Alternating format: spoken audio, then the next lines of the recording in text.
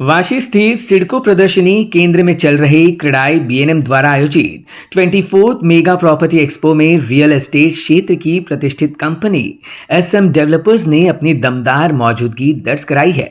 Expo में उल्वे के prime location में विकसित किए जा रहे एसएम डेवलपर्स के आकर्षक और किफायती आवासीय प्रोजेक्ट्स होम बायर्स के लिए खास आकर्षण का केंद्र बने हुए हैं।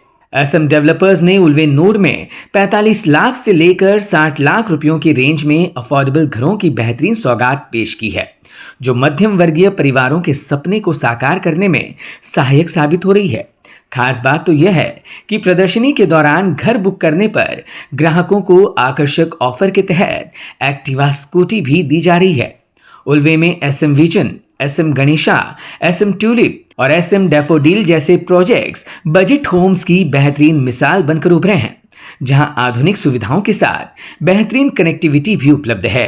एसएम डेवलपर्स के प्रमुख शाहजी पाटिल ने इस अवसर पर कहा कि घर खरीदने का यह आखिरी सुनहरा मौका है। आने वाले 6 महीने से लेकर 1 साल में इन दामों पर प्रॉपर्टी मिलना संभव नहीं होगा। जैसे ही एयरपोर्ट पूरी तरह सुचारू होगा, उल्वे की प्रॉपर्टी कीमतें तेजी से बढ़ेंगी। या प्रदर्शनामध्ये आम्ही अफोर्डेबल कॅटेगरीचे 5-6 प्रोजेक्ट आहेत आणि लक्झरी कॅटेगरीमध्ये आमचा जो कम्प्लीट प्रोजेक्ट आहे त्यातला लिमिटेडचा स्टॉक आहे तो आम्ही घेऊन आलेला आहे। अफोर्डेबल कॅटेगरीमध्ये 45 लाखापासून ते 65 लाख पर्यंतचे फ्लॅट आहेत आणि प्लस त्याच्यावरती गव्हर्नमेंट टॅक्सेस। यावेळेचं एक्झिबिशन वेगळं आहे, म्हणजे आतापर्यंत गेले 10 वर्ष आम्ही एअरपोर्ट आणि एमटीएचएल ब्रिज येणार आहे असं सांगून एक्झिबिशन मध्ये आमचा माल सेल करत होतो, पण यावर्षी एअरपोर्ट आणि एमटीएचएल दोन्ही कंप्लीट झालेले आहेत। आता एक्झिबिशन नंतर एक 10 दिवसात एअरपोर्टच्या ऍक्टिव्हिटी चालू होणार आहेत आणि त्याच्यामुळे आता इंटरनॅशनल एअरपोर्ट असलेल्या चालू असलेल्या शहरामधले घर आता आम्ही विकतोय। याच्यापूर्वी नवी मुंबई ज्यावेळेला डेव्हलप झाली त्यावेळेला असं होतं की गेल्या 50 वर्षामध्ये नवी मुंबई डेव्हलप सुरुवात झाल्यानंतर नेरूळ आणि वाशीच्या लोकांना पहिल्यांदा त्याचा फायदा मिळाला। त्याच्यानंतर कोपरखैर आणि ऐरोली या एरियाचा विकास झाला आणि त्याच्यानंतर खारघर आणि कामोठे वगैरे या लोकांना त्याचा फायदा मिळाला। अलीकडच्या 10 वर्षामध्ये उल्व्यातल्या एरियामध्ये डेव्हलपमेंट चालू आहे। अजूनही द्रोणागिरी आणि पुष्पकनगर मध्ये पूर्णपणे नवी मुंबईच्या विकासाचा फायदा पोहोचलेला आहे। आता असं आहे की परत एअरपोर्ट आणि एमटीएचएल आल्यानंतर जो विकास होणार आहे तो सुद्धा विकास टप्प्याटप्प्यामध्ये होणार आहे।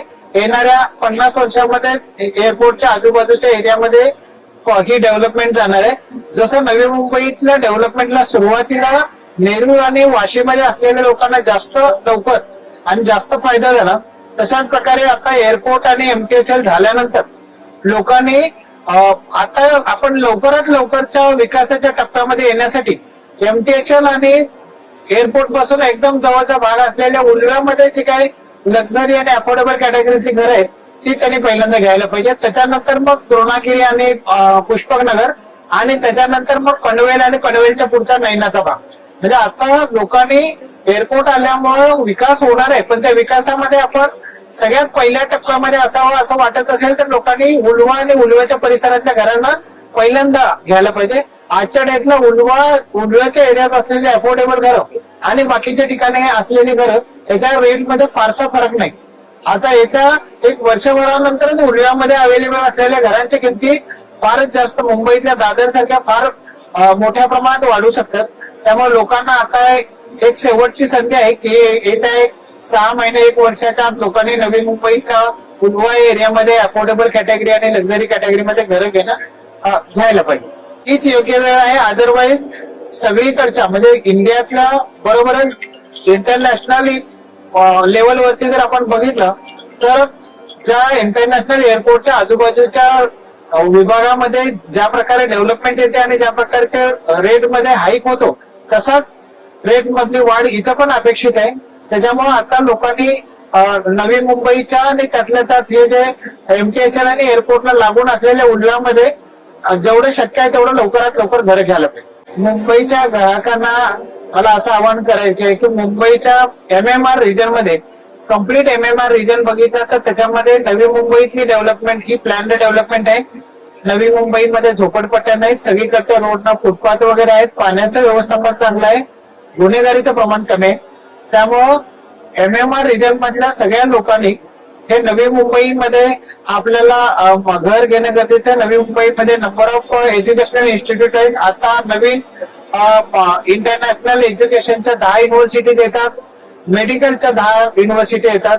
म्हणजे अशा प्रकारे एज्युकेशनचं हब असलेलं नवी मुंबई, इथं एरोसिटी, इथे सेमी कंडक्टरची फॅक्टरी आहे, JNPTचा SEZ आहे, सिडकोचा नवी मुंबई SEZची 4300 एकर जागा आहे. एवढ्या मोठ्या प्रमाणात जॉब क्रिएशन JNPT जवळ आहे. त्यामुळे जॉब क्रिएशन, एज्युकेशन, हेल्थची चांगली फॅसिलिटी आणि इन्फ्रास्ट्रक्चर चांगलं, लाईट, पाणी आणि इन्फ्रास्ट्रक्चरची चांगली सोय. त्यामुळं नवी मुंबईला MMR मधल्या लोकांनी पहिली पसंती द्यायला पाहिजे. आणि त्यातल्या त्यात मी मगाशी म्हटलं तसं की उलवा एरिया मधले जी घरं आहेत ही सगळ्यात जास्त हिट होतील लोकांच्या पसंतीसाठी. SM डेवलपर्स आज रियल एस्टेट जगत का ऐसा भरोसेमंद नाम बन चुका है जिसने ग्राहकों की इच्छाओं और आकांक्षाओं को समझते हुए उनके सपनों के आशियाने को हकीकत में बदलने का काम किया है. मेगा प्रॉपर्टी एक्सपो में SM डेवलपर्स का यह आकर्षक प्रेजेंटेशन होम बायर्स के लिए एक सुनहरा अवसर साबित हुआ है. Bureau input EW network.